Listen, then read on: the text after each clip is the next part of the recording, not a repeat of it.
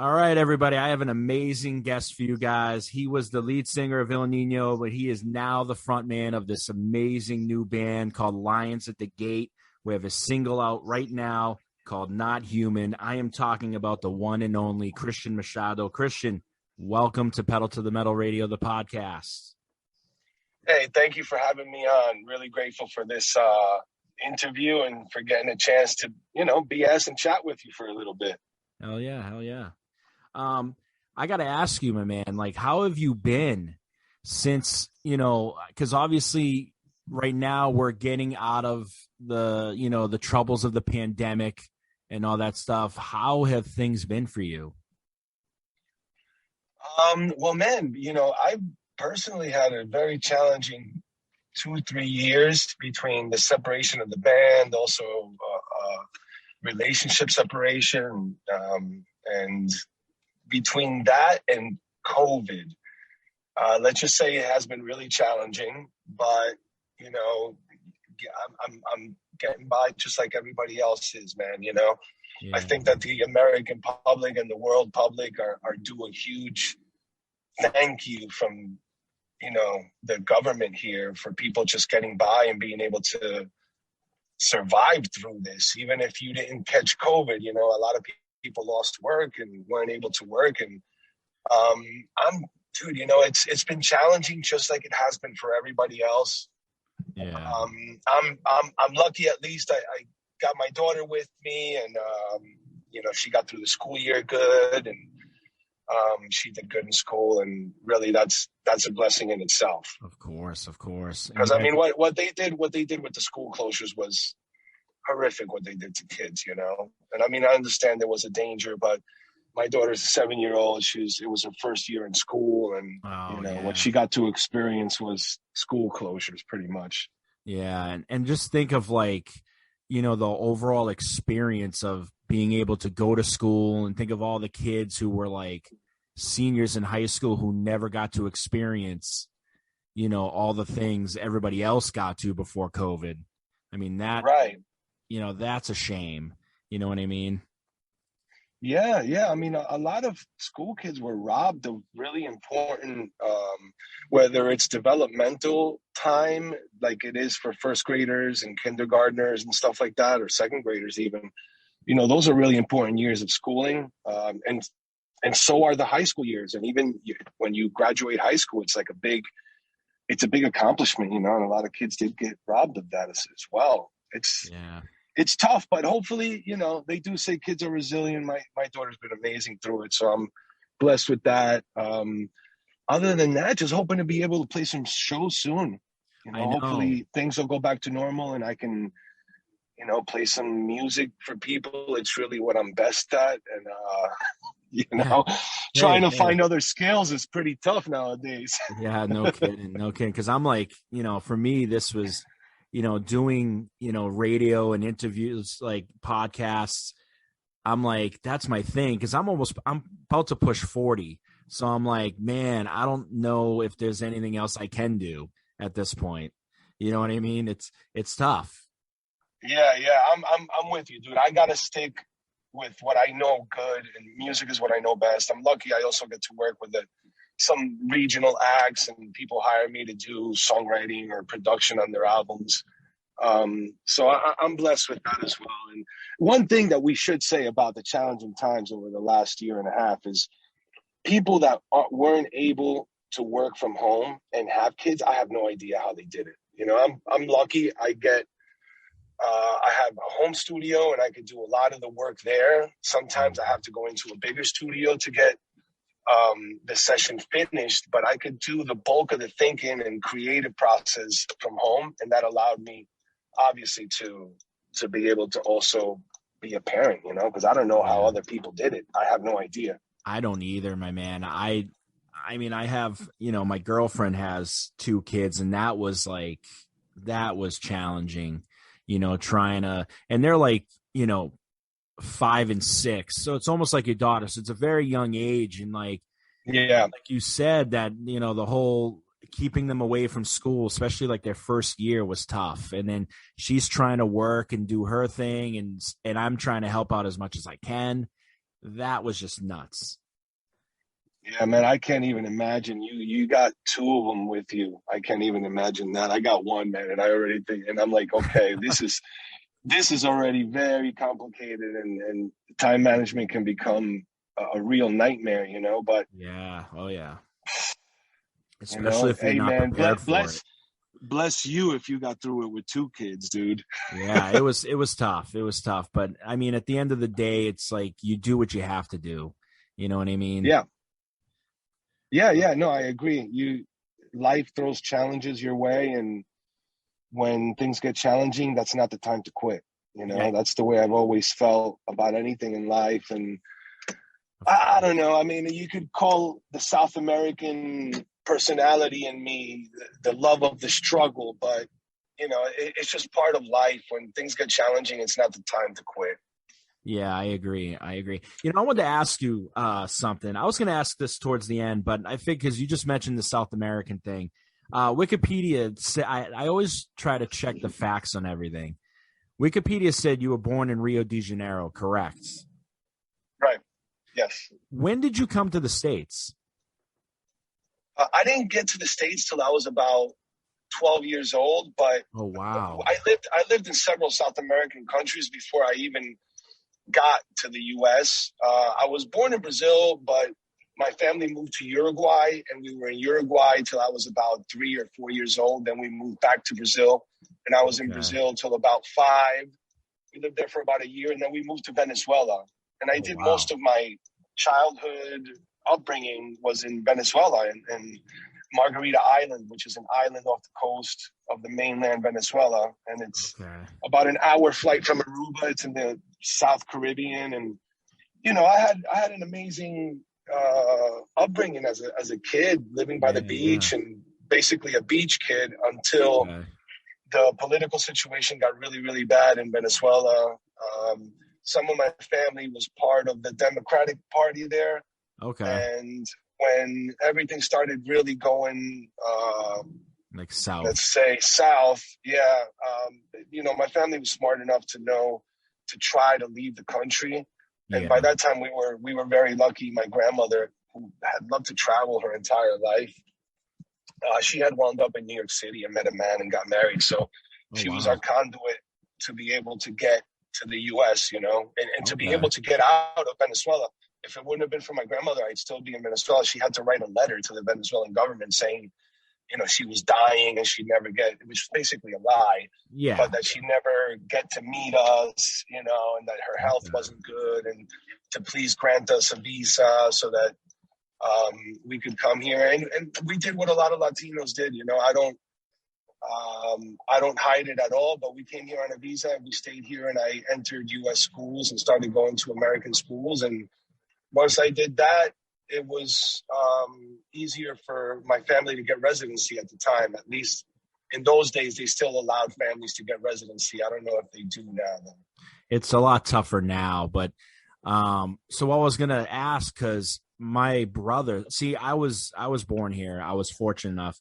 My brothers, on the other hand, were born in Portugal, and Oh, okay, right on. That's where my pops came from. My pops is basically, his whole family is Portuguese. okay, all right, awesome. Where part, like, are they like mainland Yeah, they or were mainland Portugal. okay, And Lisbon and Oporto were part of where he had family. okay, that's awesome. Yeah, like my grandfather was from the mainland, and then my parents were from the islands, the Azores, Oh and man, it's awesome. I love that place. dude, But man, I haven't visited, but I've seen some pictures. oh, it's unbelievable. It's one of those like must visit destinations before you Hell die for yeah. sure. Hell yeah, my friend. Hell yeah. It's friggin', I mean, not even just like the Azores, but like the Madeiran Islands. It's beautiful. You know what I mean? Like all those islands. Um, Yeah, that's amazing. That's a trip I gotta take. hell yeah. Something that's based in the ocean, but is a little bit more closer to nature. Because I know True. most vacation destinations, that you go are all based around a little beach bar or a little club by the beach, Yeah. pools and stuff like that. But I've always wanted to do like a more nature beach vacation, take the kid and show her some cool animals or something like that. Yeah. So like if you ever go, make sure you visit the Furnas, which is these like volcanic kind of like hot springs. It's unbelievable. It's the main island, San Miguel. It's beautiful, my man. Beautiful. San Miguel? Yeah. It's okay, right on. I got to do something like that eventually, man. You know what? I've always been jealous of the Europeans because in the U.S., to get to all the cool islands, we have to fly. Like, whether you're in New York or California, there's these long flights we got to take to get to all the cool Caribbean or Pacific destinations. True. Yeah. And in Europe, they're like right there. They got the Spanish islands there, the Greek islands. They got it all right there. I mean, people in the UK could take a 2-hour, 1.5-hour plane flight and be on the island already. And it's so much, and it seems like it's so much cheaper to travel in Europe than it is like if we wanted to travel somewhere from here. Probably, yeah. You know what I mean? Because the flights are longer. It just takes longer, and it's up in the air longer, and they know Americans are probably suckers for a good vacation, so they know how to get us. Yeah, no kidding. But what I was gonna say, so they came here. My brothers were 7 and 3. The youngest one obviously didn't have that much of a hard time, but my oldest brother did. Did you go through the same things when you first got here? Like, was it hard to adjust? You know what I mean? It was challenging. I think that, with all children, or at least under 20 years old, there's this intense resiliency that I think younger people carry. Yeah. Where obstacles don't seem as powerful obstacles as much. You feel like you can accomplish and get through things a little bit more. Yeah. Later on in life, things can get complicated, and obviously with more responsibility and things like that, you could sometimes start to feel like you got a lot of things stacked up against you. But at a young age, it was challenging, but I think I wanted to be a part of America so much that nothing could stand in my way. Even the language barrier at first. I remember trying with all my might to communicate with the kids, and they would ask me what my name was, and I didn't know what they were asking me, and there was extremely challenging times, and sometimes I even had to get into fistfights because of the language barrier. But nothing really, I just, in my mind, there wasn't even an obstacle that I could consider serious, because I was in the motion of, I have to learn the language. I have to communicate with people, and, I have to go forward, basically. I guess it's the survival instinct. Even as a kid, you carry it with you a little bit in situations like that, as challenging as it may be, and it was, it feels like you could get through it. It's not that bad, actually. It was questionable whether I would have learned the language good, or maybe I could have been left back a year. But I was very lucky. I had good upbringing and a good stepfather and a great mom, and even though my stepfather didn't come here to the U.S. My mother did an amazing job of keeping us in line and making sure that we had enough freedom, but also that we knew where the guidelines were and where to not cross the line. Yeah. Did you ever, funny question. Do you ever, I'm guilty of this. I'm not going to lie. I took advantage of the fact that my parents weren't very well-versed in English. So going through school was kind of fun, because it'd be like, they didn't know to check report cards. So I'm just like, how did you do in school? Ma, I did fine. You know what I mean? And that would be the end of it. You know what I mean? Or like, if the principal had to call home, I'm like, I would tell my dad in Portuguese, I'd be like, Dad, just don't listen to whatever this guy's got to say. He's lying to you. And my Yeah, father you would know just, what's funny? You know what's funny? At first I didn't, but then once I got older and got into later middle school and went into high school, I did, because I suppose by then I had already met friends and learned more deceitful ways, and my yeah, conditioning started taking a toll on how I was behaving. Ultimately, I mean, all teenagers go through that, oh, of the course, battle of good and evil. Should I do yeah, good, as my parents tell me, or should I test the waters? yeah, Eventually I yeah. did wind up testing the waters. And Oh, we all I do. even later on in my teen years, I wound up dropping out of high school. I realized then that that was a mistake, and then I had to get my GED and my SAT and go into college kind of like the backdoor way, instead of just having finished it out. But you know what, though? It makes us stronger, because let me tell you, like, sometimes taking the hard road instead of the easy road just kind of, I feel like it makes us stronger in a way. Sure. I mean, it could have. I mean, quitting high school and having to work full time, we definitely weren't a family that had money to throw around. I was never a kid to have more than one pair, two pairs of sneakers tops. Yeah, same. So it wasn't, it wasn't a decision that I felt was going to ruin my life, but I did get great work experience, and I was able to begin working at a young age, and that was definitely something that's carried with me the whole time. Heck yeah, because you understand the value of hard work, and it's shown throughout your whole career. Yeah, no, at a young age, man, I got thrown into working right away, and I went into the two. I worked at restaurants and construction, so I did the two. Yeah, We own your life kind of jobs. Where construction, you don't get a sick day. They don't care. They'll fire you if you call in sick. And in a yeah. restaurant, they want all your weekends and all your nights, Yep. So I got a good hard schooling on work at an early age, man. That's Heck definitely something that I've been able to enjoy and take advantage of my whole life, and just even doing like personal renovations to my house, and small little things that you pick up along the way. True. Let's get back into Lions at the Gate. I wanna get back into that. Sure. I was listening to the Garza podcast, and I remember him mentioning that the album had been done for a while, but there were some challenges. Like, what kind of challenges were there that led to it? To the first single, "Not Human," being released last month. Well, we did, because of the travel restrictions, I want to say at the time, we did the album during the entire COVID shutdown. Okay. And it was done in two sessions. One session in September.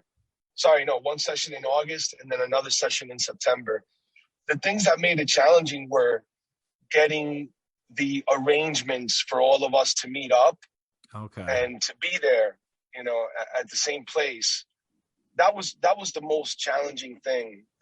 The arrangements, wondering. I mean, in the back of my mind, because we didn't know much about what was happening with COVID and what it was doing and things like that, in the back of my mind, I was like, Kyle is going to fly here and he's going to get sick, and then we're going to be sick. We're not going to be able to record the album. So there was like a ton of worry and concern as to whether we were ever going to be able to meet up. Even the first time when it happened, it was more like, oh, wow, we're starting the album. Everything worked out. But the second time, it felt like there was a lot of obstacles in the way, and anything could happen, and we wouldn't be able to finish the album if Kyle doesn't come back so that we could finish the album. And those were the big challenges, the closures, the travel restrictions. Yeah. And wondering if people would like it, if the fans would take to it, and how, also there was also this constant fear of, are we tripping or something? Is the music really good, or just we just like our own music or something? You know, because as a musician, you go through questionable periods where you're doing things and you're really excited about it, and then you question yourself during the process a lot. Yeah. Just because that's just the nature of a musician, you know, to be Well, critical of and to course. question. Yeah, the nature of an artist. You know, you're Sure. always critical. But going into this, because obviously you guys had just you know, Aru and Diego, obviously you guys had just gotten out of Ill Nino and had to put that behind you.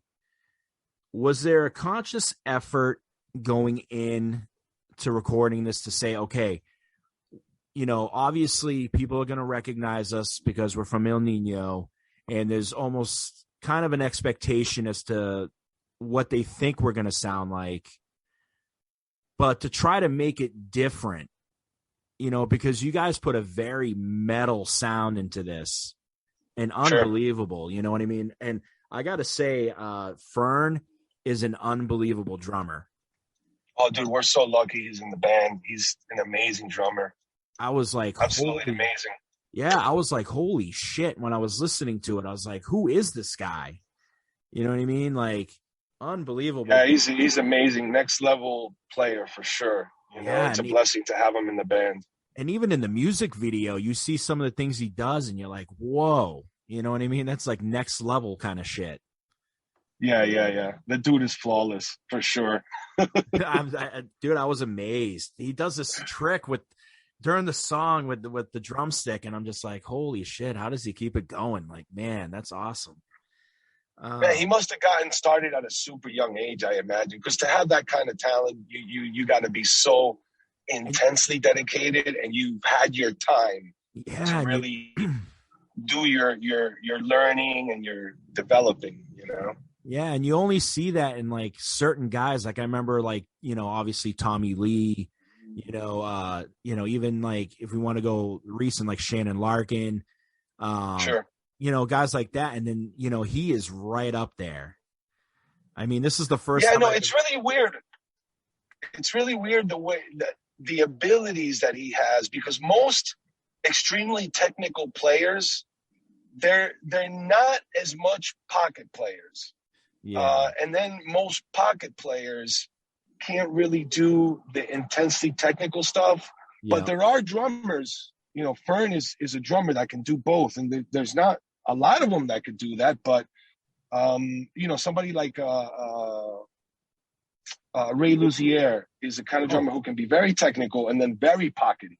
yeah, yeah, So, you yeah. know, Fern kind of has that ability to really go, to really do anything he wants. I mean, he could, you know, That's what it record on seems hip hop like, albums if he wanted to. right?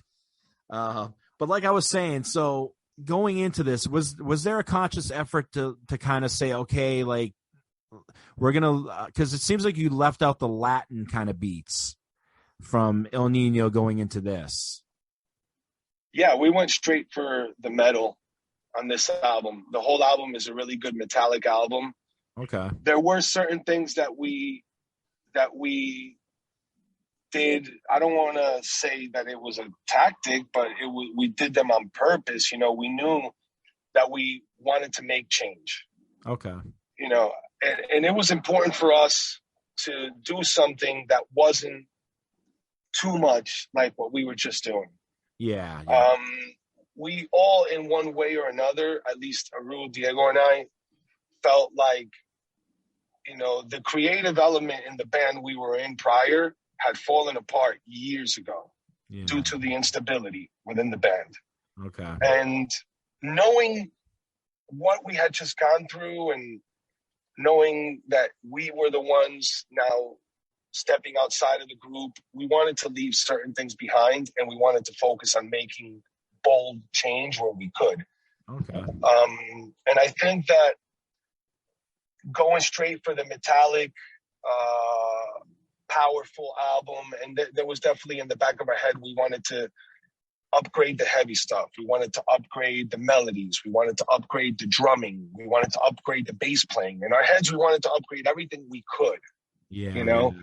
because we Yeah. had been in a project that was so cornered by all the walls that were put on us. Yeah. And it's not, I think that they were psychological walls at a certain point, but when you're part of such a unique niche, I suppose, you kind of feel indebted to it. And I think that when we left the band, we were like, look, some of the work we did in the past is always going to be there, and it's probably going to be the strongest work regarding that style of music. Yeah. So I think we just wanted to do not a 180, not a 360, but maybe like a 300-degree turn. Okay. Where it wasn't a full 180, but we're still coming back to some things that are familiar, but in a different and unique way. And I think that working with Kyle definitely helped us and pushed us in different ways. True. I felt we were just, I personally felt, I don't know if Diego and the Roof feel like this, but I personally felt like the creative element in the band we were in prior had fallen apart long ago. And I was very discontent and extremely heartbroken about everything that was happening creatively, even though there was some good songs on albums here and there. I felt that if there was 3 great songs on an album, that was that. And I've been an album fan, and as a music listener, I've been an album fan my entire life. I like bands that have full albums. I like to put on an album and listen to it beginning to end. If I skip one song, if I skip 2 songs, I'm not happy about it. So I agree with you on that one. I'm not a fan of bands that just put in fillers. You know what I mean? Like, yeah, same. Because it just almost sometimes it just feels like, I'm not saying you guys in particular, but I'm saying sometimes when you're listening to an album and if it ends up like how you're describing, it almost feels like, okay, it feels like they kind of gave up. You know what I mean? Like, yeah, I don't know if that's the right, analogy for it, but. Well, you know what it is? It's when you get too caught up in the cycle of put out an album, do promotion, go tour, then write an album, then put out an album, then do promotion, then tour, then write an album, put out an album, do promotion, tour. Sometimes you lose sight of things. And if you have instability in the band, that could definitely make things go crazy. Yeah. I think that even myself, having done it on albums before, sometimes you start to feel like you don't even have, because it's a democratic environment, you don't even have control over how things may turn out. And that in itself could be, heartbreaking to a musician. And it was to me for many years. And, to be completely honest, I'm not sure that the whole band felt like that, but I think we all did. Yeah. At certain times, we all felt like we're so up against each other's creative styles that, and add on the instability and the business instability in the band. And it was tough. And sometimes you're like, I guess these are the songs for the album and this is the cycle. Let's go tour because that's what we have to do. Yeah. But on this album with Lions at the Gate, for sure, we knew that this is our debut album. And we knew that if we don't say something, if we don't make bold change, it's not. It'll all just fall by the wayside. Yeah. Yeah, we're just not going to be happy. We're just going to look back and say, God, we did the same thing. And, that would have been the easy thing to do. True. So obviously we know how, you, Diego, and Aru met. How did you guys meet the other players in the band? Well, Steven, ironically enough, Steven played on an acoustic album that I put out last year. And he did rhythm acoustic guitar and played a couple of leads also. And we met him, Diego and I met him at a Cradle of Filth show, of all things.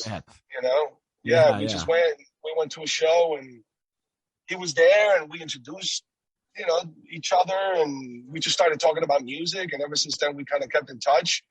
I really liked Steven a lot, so I asked him, "Hey, do you want to play on my acoustic album? There's a couple of parts that could use some extra help." Yeah. And we stayed friends since then. And him and Diego became close friends and started jamming together. I don't know, a couple of months after we did the acoustic album, and basically kept working together. They liked each other's, string playing ability. And Fern actually, Aru found him online. Aru was online and looking at musicians or just, wasting time on YouTube or Instagram or one of those. I'm not 100% sure, but he found Fern on there.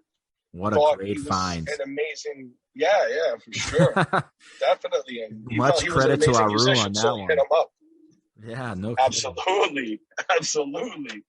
I always thought this. I remember when it came to Confessions, I remember you guys brought in Aru, and I always thought that was such a awesome, person to bring in, because I felt like he brought a certain energy. You know what I mean? And it's just amazing you guys are still working today together. Yeah, man. I mean, he's definitely had a long history in the industry for sure. Yeah, Machine. And yeah. And I mean, I was a huge fan of what he was doing before he came into the band. So for me, I was a fanboy of that whole situation when he started playing with us. I know. So obviously the fans want to know, Cristian, when can we expect another single and maybe even an album release date? Sure. I think that we're definitely looking at putting out another single maybe in a couple of months. Okay. I think this song still got a little bit more life behind it, and we're hoping, we were really just putting out a song to establish the name of the band. Okay. It's really all we wanted to do. The album is finished, and it's a phenomenal album that I think it's going to blow a lot of people. It's going to blow a lot of people's minds. Okay. But we are trying to attract some interest. We're trying to give that a little bit of fair time. If the right thing doesn't present itself, we are ready to release the album. It's not like we're going to hold on to it forever in some ignorant state of mind or something like that. But we do want to at least establish the name of the band, see if there's any interest out there. Yeah, and if not, we're just going to go forward and start putting out the singles, the following singles, which are definitely going to be the songs that are going to blow people's minds for sure. And I got to tell, I'm super excited because I'm the type, once you give me a taste, you know what I mean? I feel like it's oh my God, I need more. When are they going to give me more? You know what I mean? That's how I look at it. Right on, man. Hopefully a lot of people feel like you, because we're really going to, regardless of whether we've been in bands before or not, we still are a baby band, and we're realistic to that. And we're not trying to put glitter and glamour on what we're doing. We're a new act and we have a lot to prove. Yeah. So we really need the help of every fan out there that likes the music.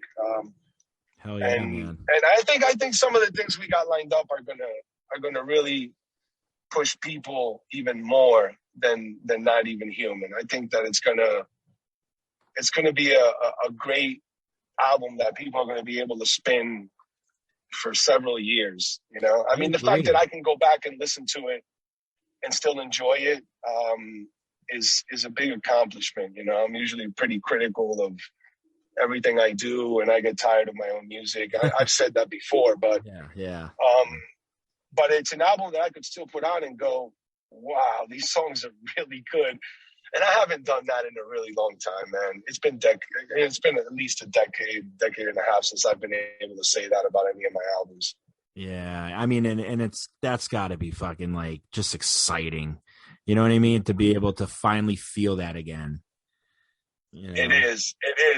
To be a musician and to have that feeling again, that's what actually made me realize this is, and like Diego puts it, this is a gift. We might think that this is a an impossible opportunity, but this is actually a gift. We were given True. a gift to be able to move forward And and to do just things move people. differently. Yeah, and do things differently, and to change, make changes, and to feel like, young musicians again, even though we're older. Yeah, yeah, hell yeah. I mean, like, you know what, like that whole age thing, like, who cares? Like, I mean, you guys are putting out music that is definitely not outdated. It doesn't sound anything like that. You know what I mean? It sounds fresh and it sounds like it belongs. I really appreciate that, man. Hopefully it'll keep. Hopefully the fans will just keep bringing themselves to it. The song, when we released it, wound up on the iTunes charts. It was number 3 on the iTunes metal charts, and Hell we didn't yeah. expect any of that. And it charted in several countries. It charted in Australia and in Germany and in the UK.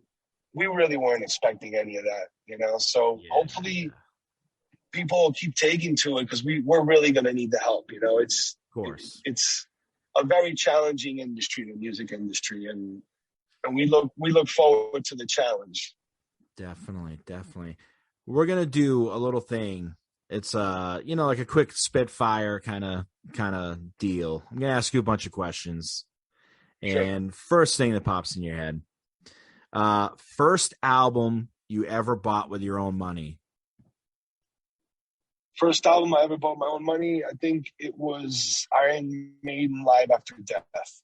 Oh man, nice. Nice. That's one of my favorite live albums. I think it was Iron Maiden Live After Death. That is awesome. Yeah, one of the greatest live albums ever, for sure. Oh, for sure. And the whole, and you bought, let me guess, you got the vinyl. Yes. At the time, I was Oh, all vinyl. I was a vinyl kid, man. I grew up in oh, the vinyl days. I still love vinyl. And like opening that vinyl up and seeing all the pictures, and oh man, that was amazing. Yeah. I mean, the days of the physical product, right? That's what they called it, huh? I know, physical Physical product. copies. You know what's To us, it funny? was like the greatest thing ever. When you I were a kid know. and you got an album, you're like, this is like, you can't even, compare the feeling of like getting a new album, and just, it's your favorite band. You don't know what it sounds like. You haven't even Yeah. heard a song yet. Right. And it's that ultimate element of surprise. And then it Hell just yeah. became a physical product. Yeah. And just have it and just being able to touch it.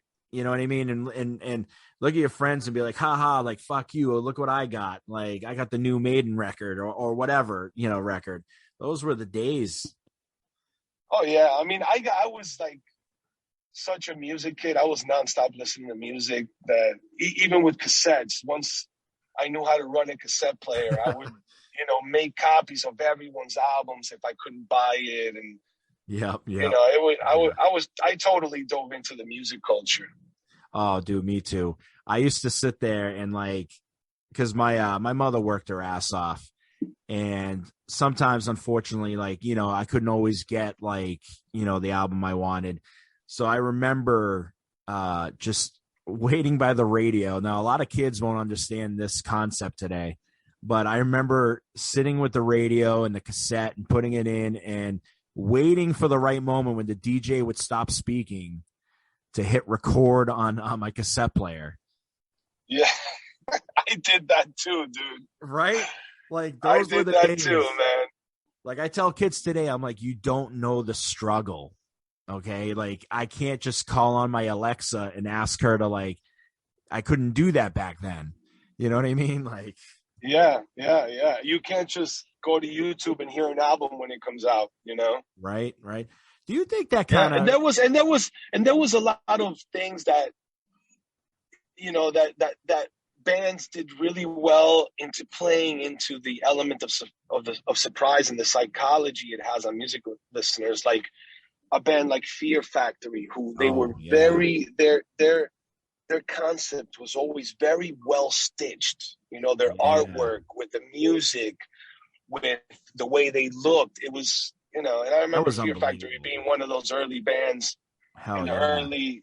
early extreme metal years that I took to right away, and I was like, wow, what a greatly stitched together concept they have. I mean, it's just Oh, it was phenomenal. unbelievable. I remember getting to manufacture and just remember staring at it and being like, what in the fuck is this? And putting it in and Yeah, just being blown away. Like I was like, wow.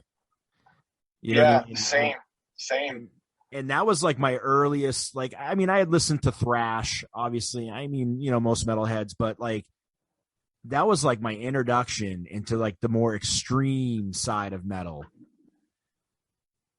You know what I mean? Like Yeah, before. yeah. They were one of the bands that really, really brought brutality in metal and made it catchy. Yeah. I mean, for Yeah. lack of a better word, they Yeah. were able to have a crossover of music that was so unique at the time, and so catchy. I remember being like a death metal monger and listening to death metal to my late teen years and early 20s, and then sometime in my late teens, Soul of a New Machine came out, and I was like, Yeah. what is this? They totally blew my mind because there was nothing like it. And I've always been a fan of bands that I guess have a different, unique sound, that are at least pushing the boundaries, not just with their songs, but with their sound and their style. Same with me. I've always been that way too. I think that's why I gravitated to them. I think that's why I gravitated to Korn when Korn first came out. I also and that's definitely why I gravitated to you guys, because you guys were so different. You know what I mean? Like that was really like my introduction to hearing like, Latin beats with just, pounding, metal. It was unbelievable. Sure, yeah, and I mean, we having been fans of bands like Fear Factory and Sepultura, who are very they're identity bands, because there's only one of them and not many other. You could try to sound like them, but only they could That's really sound like themselves. that's And true. we kind of tried to do that. We didn't try to reinvent the wheel or anything, but we No, but definitely wanted to take pride in saying, okay, we didn't just settle for something. We tried to make it a exactly. little bit different. Exactly. Like you guys were definitely different. I mean, you could have sounded like anybody else that was out there, but you guys, did your thing and it paid off. And I got to credit my best friend for this, because he was the one. I remember he was like, we went to, I think it was Ozfest 2002, I believe. Oh, right on. And I remember him saying, like, dude, there is this fucking band. You got to listen to them. They're going to be the next big thing. And I was like, who are you talking about? And he's like, Ill Nino. And I was like, what? Like, who is that? And I remember, like, we went in, we saw the set, and I was like, holy shit. I'm like, I've got to buy, their record. I'm like, wow. And it was unbelievable. And then not to mention, I remember you were walking around and like, dude, you just seemed so cool. You were talking to all the fans, whoever came up to you. It was an awesome experience. Oh, right on, man. That Ozfest tour was something I'll never forget, dude. I mean, to be a young band and to be on a big festival like that, it's like a dream come true for any musician. Yep. And I'm surprised every time somebody brings up that tour. I'm surprised new memories pop up in my head, and it seems like they're all there, and they never really went away. And it was a really memorable time, man. And being on that tour and just being able to be a part of something that massive for us was a blessing. Let me ask you, because next year is going to be the 20th anniversary of that. Any memories of Dave the Stage Williams? Oh yeah, man. I think about them all the time.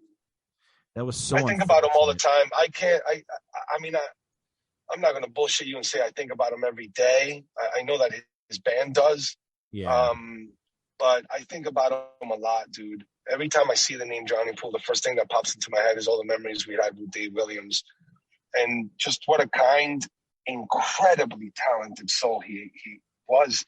Yeah. His voice was so amazing, and I think if it wasn't for Dave Williams having pushed to get us on the Jaeger tour with Cold Chamber, because he was the one that kind of pushed to have us on that tour.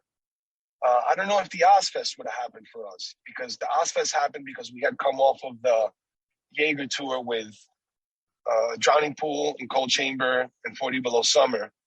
Okay. And we were basically, feeling like we were at the top of the mountain, like we're playing great shows. The rooms are full. People like our music. Our song was beginning to chart on radio. But I think that Drowning Pool Jaeger tour helped it tremendously. And that's awesome. And it's similarly with having gotten the Machine Head tour in Europe. There was two tours that I think definitely allowed at least my musical career to take off, which was the Machine Head European tour that we did, which was Aru, who apparently was the conduit to sell Rob on bringing us on tour. Okay. And then Rob kind of heard about the band and then liked us, and there we went. We went off on tour with Machine Head. And then Dave Williams was the conduit to get us on tour for the Jaeger tour.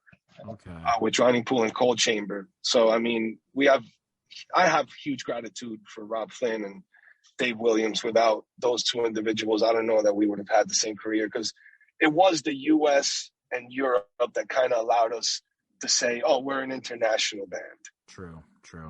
And that was at a time when not every band got to be an international band. You kind of had to be on Roadrunner Records and then have people like your music. Yeah. One last question I got to ask you, because it always kind of bothered me. I remember when you guys were on Roadrunner and you did the record One Nation Underground. What kind of bothered me was it always seemed like that album was not pushed at all.